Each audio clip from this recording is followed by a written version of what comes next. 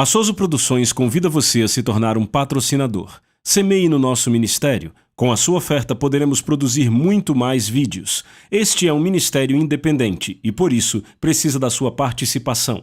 Inscreva-se no canal e compartilhe os vídeos. Seja um multiplicador desta visão.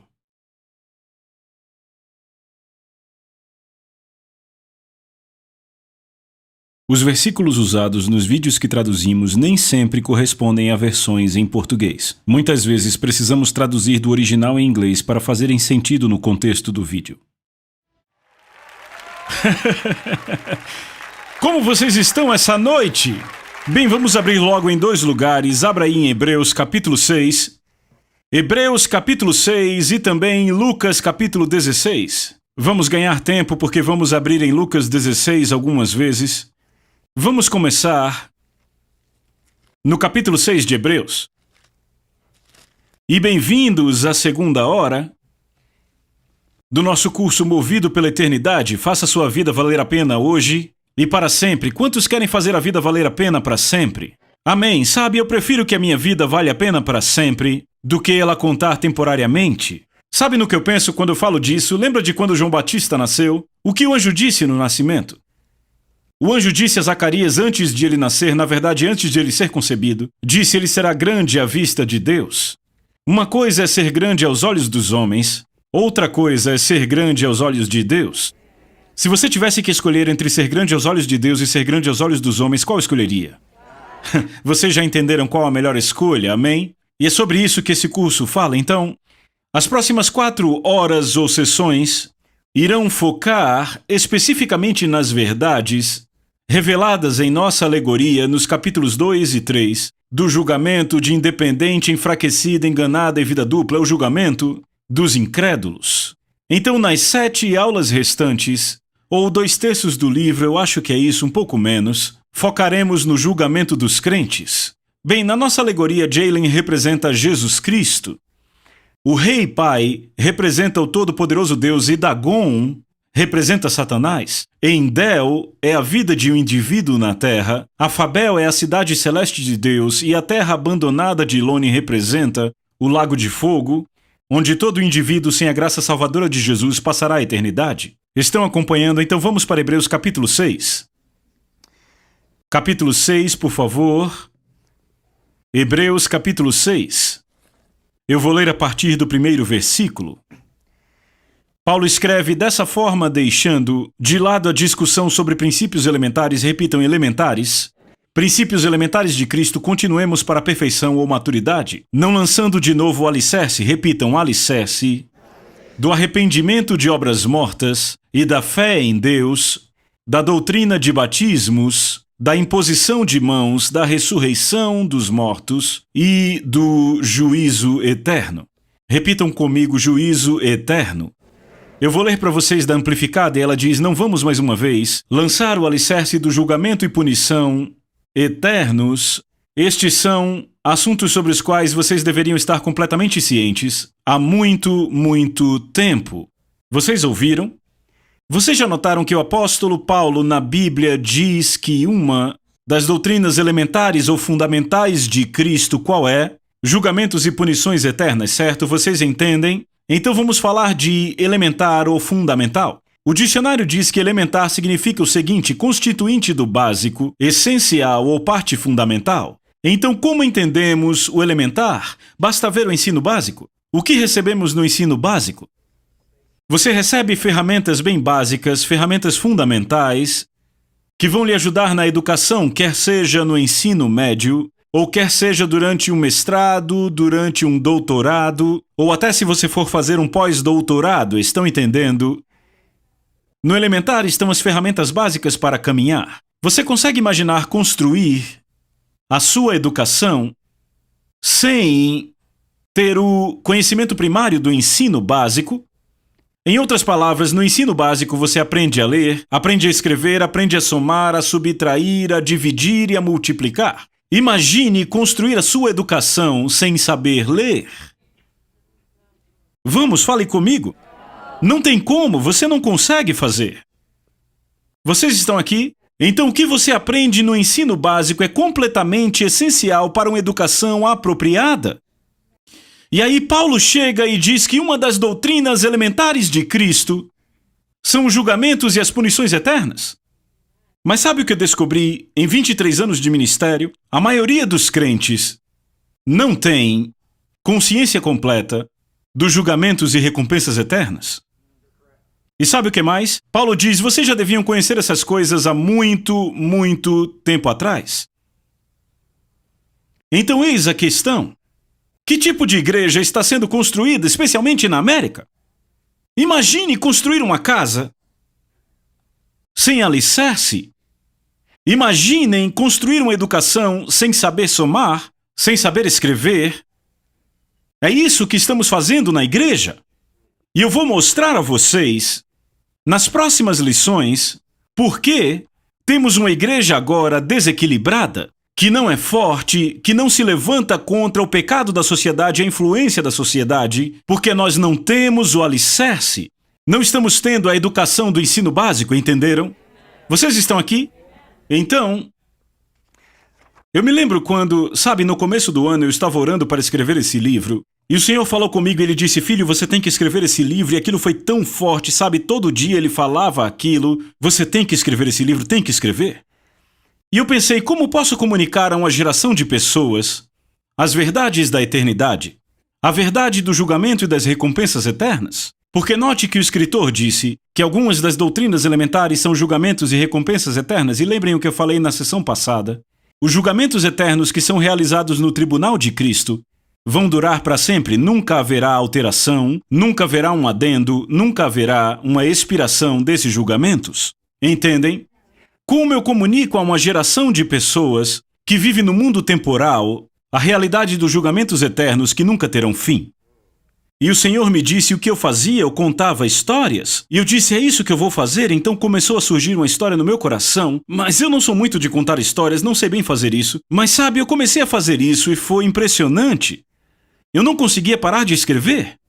E eu lembro que quando eu cheguei na parte do julgamento de enganado, o julgamento de independente, o julgamento de enfraquecida e vida dupla quando foram exilados para o deserto de Loni, e eles ficaram naquele prédio estreito pelos próximos 120 anos das suas vidas, eu te digo, aquilo me revigorou.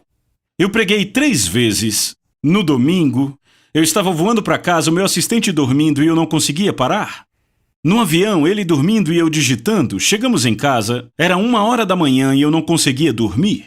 Pensando naquelas pessoas sendo exiladas, naquele edifício, naquela terra abandonada por Deus, no calor, sofrimento, escuridão, pelos próximos 120 anos de vida. E quando deitei na cama, comecei a pensar, na vez que eu visitei uma prisão na África do Sul. Alguns anos atrás eu estava na África do Sul e pedi para visitar uma prisão. E eu nunca vou esquecer, quando eu cheguei lá, era uma prisão de alta segurança, a maioria dos caras estava lá por estupro ou assassinato, quase todos em prisão perpétua, e sabe, aquele lugar estava completamente sem esperança. Eu nunca tinha visto falta de esperança assim. Sabe, era sujo, fedia. Eu entrei numa cela daqueles caras e eles tinham colchonetes a essa distância um do outro, camisinhas penduradas na parede numa prisão só para homens. E dava para ver no rosto de cada um daqueles homens que não tinham nenhuma esperança, porque ficariam lá a vida inteira. E as únicas pessoas que tinham alguma esperança no rosto eram crentes. Todos absolutamente sem esperança, não acreditavam em nada. Eu vou dizer, aquele foi um dos lugares mais difíceis onde já estive, porque se compararmos aquela prisão com as prisões que temos aqui, eu já estive em prisões de segurança máxima aqui, eu já preguei nessas prisões. As prisões daqui parecem clubes de campo comparados àquele lugar. E sabe, eu fiquei pensando naqueles caras como se tivessem sentados dizendo, um dia eu vou morrer e sair daqui. Mas aí comecei a pensar nas pessoas que vão ficar no inferno para todos sempre. Nem poderão dizer isso. Não poderão dizer um dia sairei daqui. E o que de fato começou a tomar a minha mente, eu não conseguia dormir, é que Jesus disse que a maioria da humanidade, não a minoria, vai acabar lá. Porque em Mateus capítulo 7, versículos 13 e 14, na versão do inglês de hoje, Jesus disse, vão pelo portão estreito, porque o portão para o inferno é largo. E o caminho que leva a ele é fácil, e há muitos que vão por ele. Mas o portão da vida é estreito, e o caminho que leva a ela é difícil, e há poucas pessoas que o encontram. Então, de acordo com Jesus, a maioria vai para o inferno. Vocês estão aqui? Então, Jesus falava do inferno com frequência. E sabem o que eu descobri? Eu não sei se vocês sabiam disso. Ele fala do inferno muito mais do que fala do céu. Então, é óbvio que ele não pensou que era uma falta de compaixão falar do inferno. Então, por que não fazemos mais isso nos púlpitos? Eu tive muito mais trabalho para encontrar coisas sobre o paraíso do que sobre o inferno, porque ele fala muito mais sobre o inferno. Há vários nomes para o inferno na Bíblia. Temos Sheol, Hades, a sepultura. Temos o inferno definitivo chamado de Lago de Fogo ou Guerrena. Mas ouça com atenção. O inferno é um lugar de verdade, não é figurativo. Como a ideia que a nossa sociedade tem se esforçado em trazer, é um lugar real. Na verdade, em Números capítulo 16, encontramos 3 famílias que foram literalmente jogadas no inferno. A terra se abriu e os engoliu fisicamente para o inferno. No Novo Testamento temos o anticristo e o falso profeta. Ambos foram lançados vivos no lago ardente de fogo e enxofre. Então não foi só com a alma que foram para lá. Seus corpos foram lançados no lago de fogo, entendem? Vá comigo para o Evangelho de Lucas capítulo 16. As próximas 3 lições serão muito duras.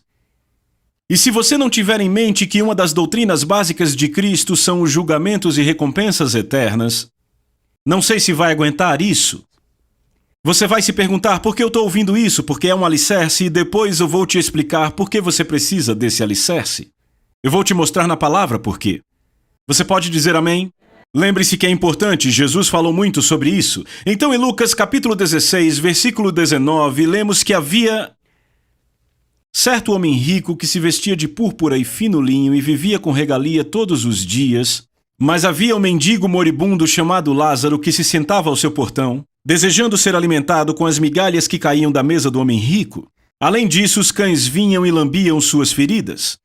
Então aconteceu que Lázaro morreu e foi levado pelos anjos para o seio de Abraão, que era o lugar onde os santos do Velho Testamento ficavam antes de Jesus aspergir seu sangue no trono de Deus. O homem rico também morreu e foi enterrado. Bem, antes de eu continuar, eu quero deixar uma coisa bem clara. Algumas pessoas pensam que isso é uma parábola. Isso não é uma parábola. É uma história real. Como sabemos disso? É porque Jesus, quando contava parábolas, nunca usava pessoas específicas. Ele dizia, havia um homem.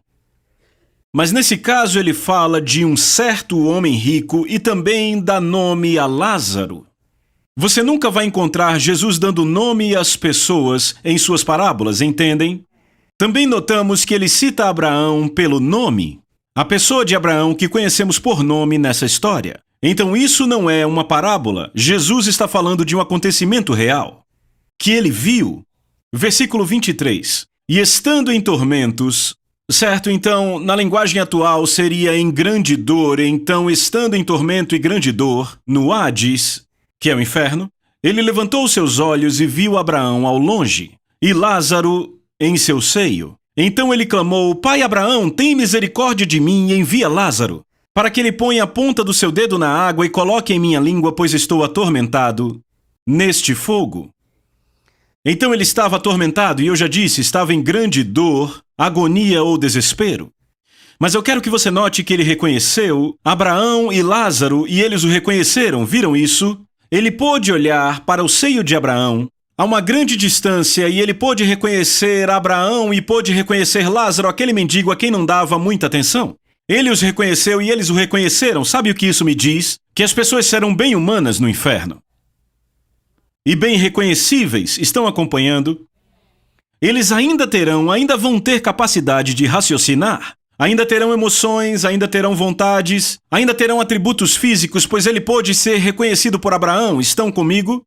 Ainda terão os sentidos, pois aquele homem pôde ver, sentir e ouvir a dor. Ele estava sedento, não é verdade? Eles terão os sentidos. Poderão tocar, poderão cheirar, poderão sentir, poderão provar, poderão ouvir e poderão ver. Eles também terão alguma forma de carne, pois ele queria ter a sua língua aliviada, não é verdade? Porque sabemos que os vermes comerão a carne sem parar, então eles terão alguma forma de carne. Em Mateus 10, 28, Jesus disse que tanto a alma quanto o corpo serão destruídos eternamente no inferno. Ele não diz que só a alma é destruída, ele diz o corpo e a alma, destruídos no inferno eternamente. Notem também que o homem rico estava implorando por misericórdia. O inferno é um lugar sem escape, para sempre, nunca haverá uma saída. Ninguém virá do lado de fora para trazer conforto, embora muito se espere isso. E isso fará com que nunca se pare de buscar alívio.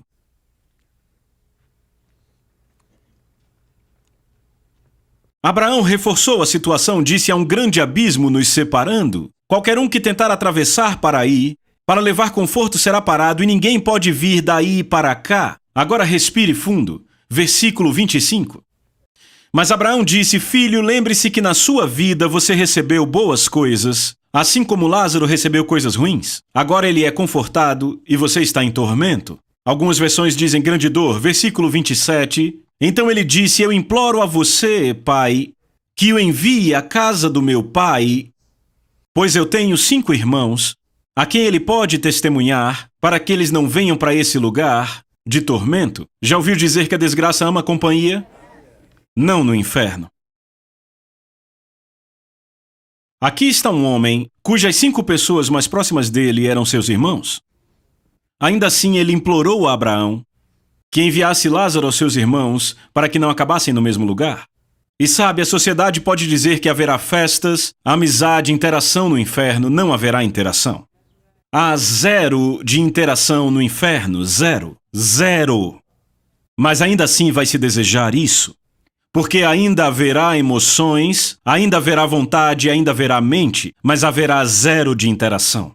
Ele não queria seus irmãos lá. Se houvesse interação no inferno, ele ia querer seus irmãos perto. Porque, como dizem, a desgraça quer companhia. Mas não há companhia, não há festas, não há amizade, nada no inferno. Vocês estão aqui? É um lugar de absoluta solidão e falta de esperança. E também é um lugar de lembrança eterna. E este eu pessoalmente acredito que é um dos piores tormentos. Agora vejamos a resposta de Abraão, versículo 29. Abraão disse a ele: eles têm Moisés e os profetas, que os ouçam. E o rico disse: não, pai Abraão, mas se alguém for a eles dos mortos, se arrependerão. Mas Abraão disse a ele: se eles não ouviram Moisés e os profetas, também não serão persuadidos se alguém levantar dos mortos. Há uma verdade absolutamente poderosa nisso, e é a seguinte: experiências extraordinárias ou sobrenaturais não é o que é necessário para as pessoas se converterem a Jesus e obedecerem a Deus. Experiências extraordinárias não são poderosas o suficiente para tirar pessoas do inferno, só a palavra de Deus. Eu lembro quando eu era jovem, meu pai me levou no cinema para ver 10 Mandamentos com Charlton Heston, e eu era bem pecador, e eu assistindo aquele filme, a terra se abriu e levou aqueles 2 caras para o inferno, lembram? E eu posso dizer a vocês que eu saí daquele filme um homem completamente mudado, eu me arrependi loucamente. E a minha vida mudou por uma semana. E aí eu voltei a fazer tudo o que eu fazia antes, sabe por quê? Porque nenhuma palavra me foi pregada. Eu tive amigos de escola com quem convivi que tiveram experiências absolutamente sobrenaturais de arrepiar os cabelos e não estão servindo a Jesus. Quer saber por quê? Só a palavra de Deus te faz nascer de novo. Por outro lado, repitam comigo, por outro lado, quando a palavra é pregada, testemunhos ou experiências que complementam a palavra são de grande benefício. É por isso que eu sempre gosto de contar testemunhos ou experiências para complementar a palavra de Deus. Isso me lembra um grande amigo meu e da Lisa. Eu lembro quando fui à igreja dele.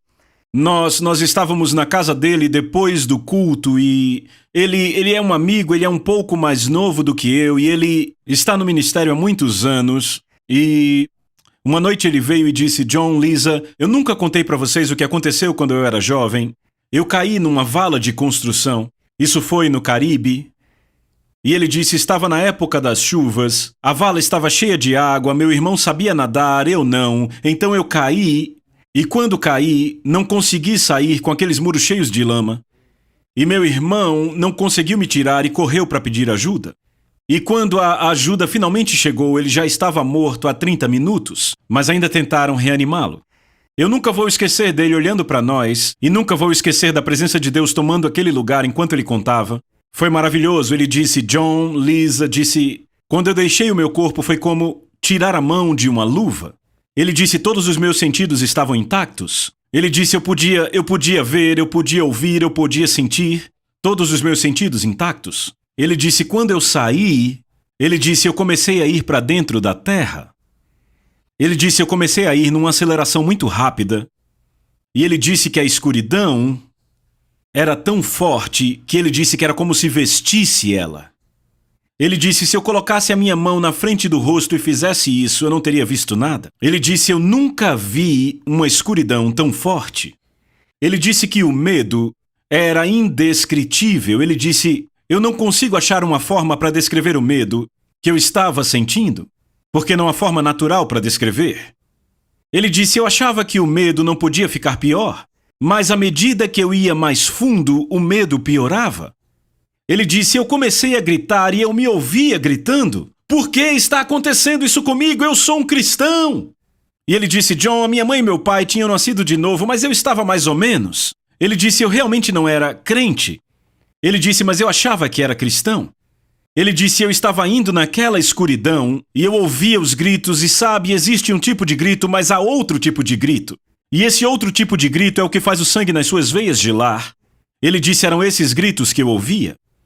E ele disse, eu cheguei na entrada do que ele disse, eu sabia que era o inferno, eu sabia. E ele disse, um ser com escamas me agarrou. E ele disse, eu comecei a lutar com aquilo. E ele disse, de repente, uma voz falou e disse, deixe-o ir. E o ser disse, não, ele é meu. E a voz falou e disse, deixe ele ir, ele é meu. E ele disse, o ser me soltou e eu acordei.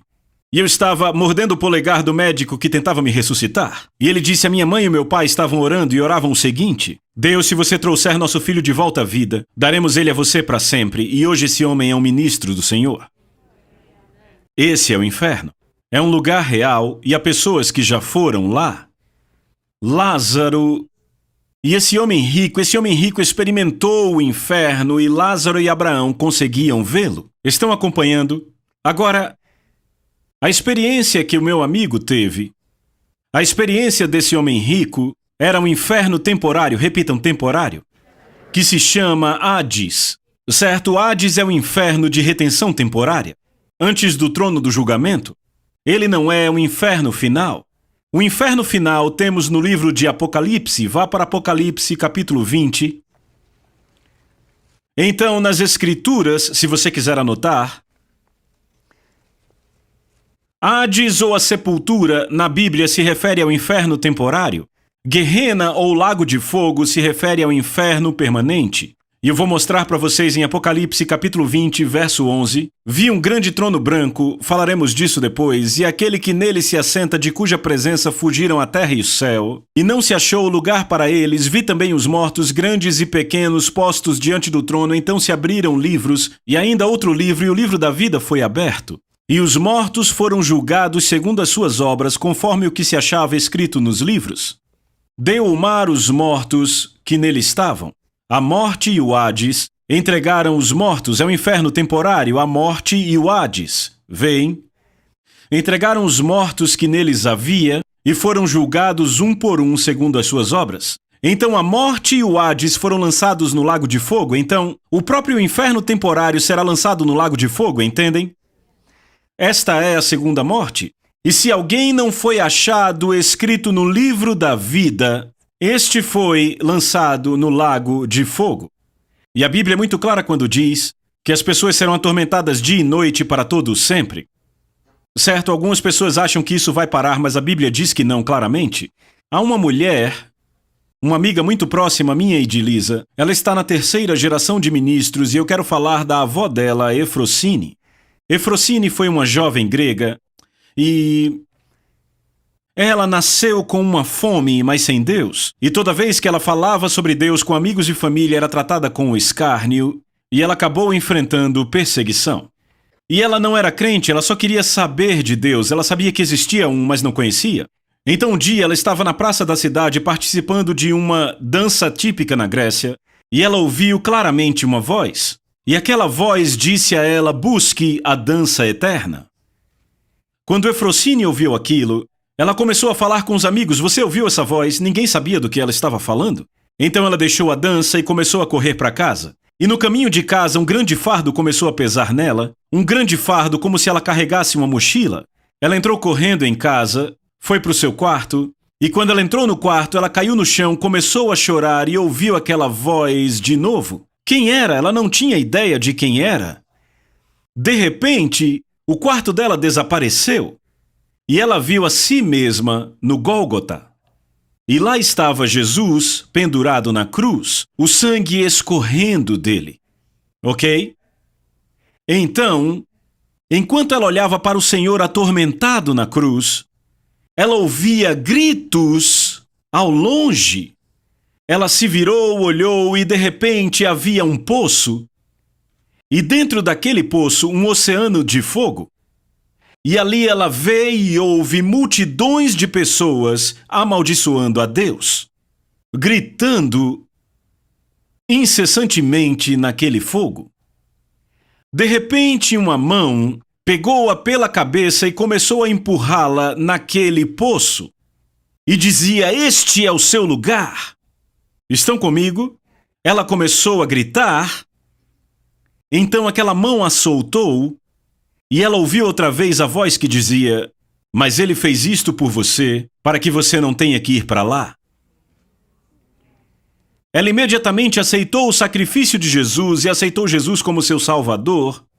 E depois de ter feito isso, o Senhor apareceu a ela e disse: vou te levar ao paraíso. Ele a levou ao paraíso e ela conta de como conseguia se comunicar com Jesus pelo pensamento. Ele disse: eu estou te guiando. Ela falou que a cidade era maravilhosa. Ele a levou à sala do trono. E na sala do trono ela viu a forma de Deus, mas não o rosto dele. Ele estava escrevendo algo no livro. O livro foi mostrado a ela e lá estava seu nome. Ela não se apercebeu que era o livro da vida do Cordeiro. Jesus olhou para ela e disse: Efrosine, você deve voltar à terra, pois eu tenho uma grande obra para você. Aquilo foi desapontador para ela. Ela foi transportada de volta ao seu corpo e voltou para o quarto. Nos dias seguintes, ela contou à família e aos amigos o que acontecera com ela, e ela sofreu uma inacreditável perseguição. Primeiro, o pai dela ameaçou matá-la com um machado. Então, depois de alguns dias, uma de suas irmãs chegou e disse: Efrosine, eles virão e vão te levar à praça amanhã. Eles vão te colocar diante de um juiz e se você não renunciar ao que está dizendo, eles vão colocar gasolina em você e te queimar. Ok? Efrosine não acreditou na sua irmã, mas obviamente ela estava falando a verdade, porque naquela mesma noite um anjo apareceu.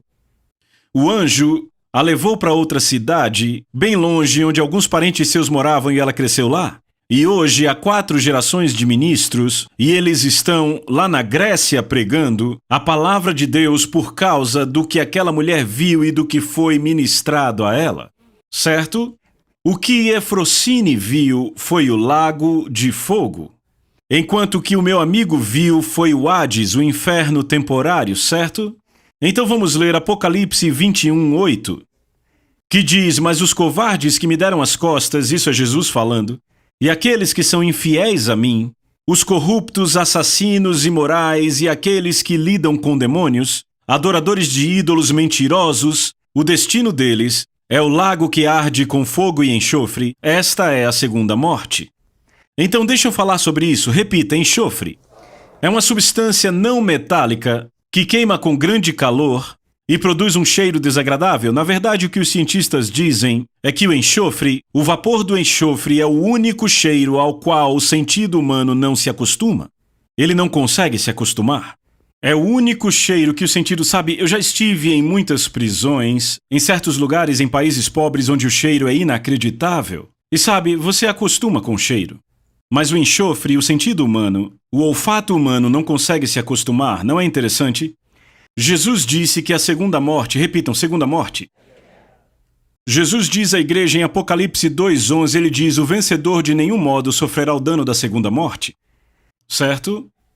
A segunda morte é a angústia no lago de fogo por toda a eternidade, que nunca, nunca acaba.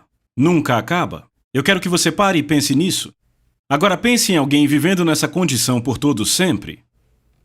Algumas pessoas pensam erroneamente que isso vai acabar. Ok, mas isso é completamente contrário à palavra de Deus, porque a palavra de Deus diz em Apocalipse 20:10 que serão atormentados dia e noite por todo o sempre. Entenderam? Por todo o sempre. Apocalipse 20:10. Para confirmar, vejamos o que Jesus disse para aqueles que não obedecerem em Mateus 25, 45 e 46. Irão estes para o castigo eterno. Repitam, castigo eterno. Em outras palavras, castigo que nunca acaba. Certo, mas os justos para a vida eterna. Outra vez Jesus diz o lago de fogo ou Guerrena. Em Marcos 9:48 ele diz lá os vermes que os comem nunca morrem e o fogo que os queima nunca apaga. Então, o que ele quer dizer com os vermes nunca morrem? Quando uma pessoa morre, sabe o que acontece? Os vermes comem a sua carne. Você entende isso? E quando a carne é completamente consumida, os vermes morrem. Só o que sobra são ossos. Quando você abre uma cova de 2000 anos, só acha o crânio. Porque os vermes comeram a carne, certo? E os vermes morreram, certo? Jesus disse que os vermes nunca morrem no lago de fogo, ou seja, sempre tem carne para comer. Uma pessoa que esteve no inferno me disse, John, depois que Jesus me mostrou aquele lugar, eu tive que dormir com a luz acesa por 2 meses e meio, porque não há palavras humanas que possam descrever o horror, o medo e a agonia naquele lugar. E essa pessoa me disse que havia vermes comendo as pessoas, e os vermes comiam a carne, e é como se a carne crescesse de volta, e eles continuavam a comer. E ela disse que os vermes são enormes. Vocês conseguem entender que eu estou descrevendo um lugar inimaginavelmente horrível? Vocês enxergam isso? Agora eis o que eu quero que vocês entendam. O inferno não foi criado para seres humanos. Vá comigo para Mateus 25 e eu vou mostrar. O inferno não foi criado para seres humanos. Diga comigo, o inferno não foi criado para seres humanos. Eu vou mostrar para quem foi criado. Mateus 25, versículo 41. Então o rei dirá aos que estiverem à sua esquerda, apartai-vos de mim, malditos, para o fogo eterno, preparado para o diabo e seus anjos. Para quem o inferno foi criado? Para o diabo e seus anjos. Agora em Afabel, quem lê o livro vai lembrar que Jalen sentenciou o independente para a terra de Lone, e o último apelo de independente a Jalen foi o seguinte: você é misericordioso? Você é um juiz amável e misericordioso. Como pode me enviar para um lugar desses por 120 anos? E a resposta de Jalen foi: eu sou um juiz amável, eu sou um juiz misericordioso, por isso não posso permitir que o seu caráter, o que você escolheu, seguindo o Senhor Dagon, entre nessa cidade e polua todos os habitantes inocentes aqui. E ele disse, mas eu sou também um juiz justo. E ele disse, se eu desse a você, você que escolheu a natureza de Dagon, se eu desse a você uma punição menor do que dei a Dagon, eu seria injusto. E ele disse, isso eu não sou. Então entendam algo, amigos, o lago de fogo não foi criado para seres humanos. Foi criado para o diabo e seus anjos. No entanto, se Deus sentenciasse a humanidade com uma punição diferente, então ele seria injusto, porque ele daria a Satanás algo maior do que deu aos homens. Estão acompanhando? Se ele permitisse que alguém com a natureza de Satanás entrasse no paraíso, poluiria o paraíso. Ele é misericordioso, mas é justo. Jesus nunca, jamais veio para nos condenar. Ele veio para nos salvar de um lugar onde nós mesmos nos colocamos. Nós nos colocamos, como humanidade, sob o domínio de Satanás pela desobediência de Adão. Jesus veio para nos salvar disso. Deus declarou em Deuteronômio capítulo 5, versículo 29, quem dera que eles tivessem um coração que me temessem e guardassem todo o tempo todos os meus mandamentos, para que bem lhes fosse a eles e a seus filhos para sempre. E alguém diz, John, mas eu não guardo os mandamentos. É isso, a Bíblia diz, todos pecaram e destituídos estão da glória de Deus. Então Deus, por ver isso, disse, enviarei um Redentor, que será 100% homem e 100% Deus. Jesus nasceu de uma mulher e foi concebido pelo Espírito Santo. Assim ele não estava debaixo da maldição de Adão. Ele estava livre Ele nunca havia cometido pecado, mas quando foi à cruz, ele levou sobre si nossos pecados, nossas doenças, nossa desobediência sobre ele na cruz. Ele pagou o preço, morreu, foi enterrado e ressuscitou no terceiro dia. Ele subiu ao céu e entregou o seu sangue diante do trono de Deus por nossa justificação. Então, quando o aceitamos como nosso Senhor e Salvador, entregamos a nossa vida. A Bíblia diz que nascemos de novo e recebemos nova natureza. Eu vou falar disso na próxima sessão. A Soso Produções convida você a se tornar um patrocinador. Semeie no nosso ministério. Com a sua oferta poderemos produzir muito mais vídeos. Este é um ministério independente e, por isso, precisa da sua participação. Inscreva-se no canal e compartilhe os vídeos. Seja um multiplicador desta visão.